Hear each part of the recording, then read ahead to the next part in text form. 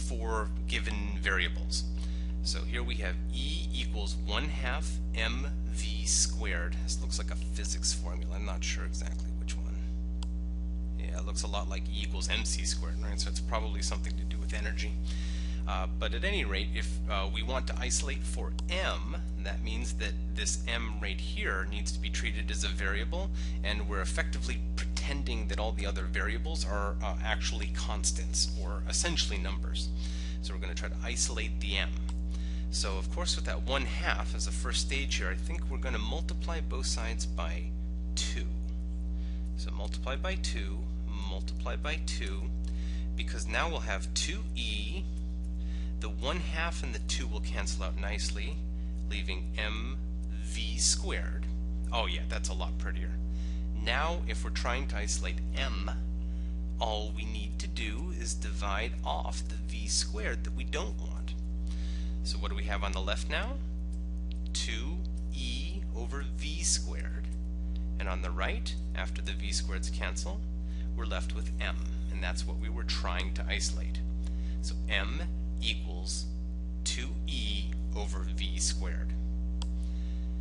Now the second example here, that one I recognize. That's the area of a trapezoid. Yeah, 1/2 base 1 plus base 2 times height. Yep, that's a trapezoid there.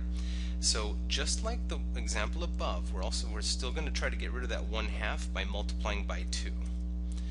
Because that's going to cancel out the 2 on the left, or sorry, 2 on the right with the bottom and the top.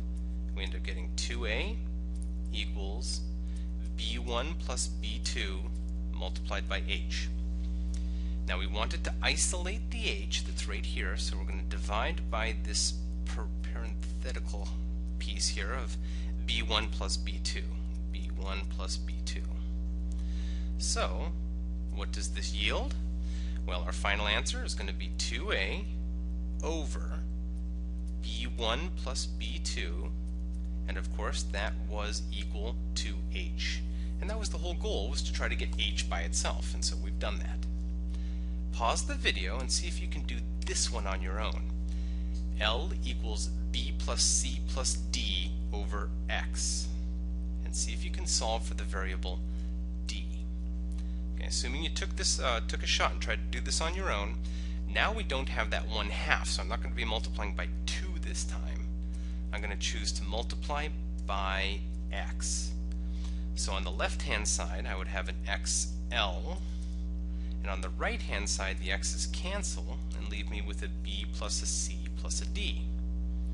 Now of course, since I'm trying to isolate d, I don't want b and I don't want c, so I'll subtract those on the right and simultaneously I'll do them on the left in order to keep myself balanced by the subtraction property of equality. So it looks like xl minus b minus c is equal to the variable d. And so we've isolated d. That's our final answer.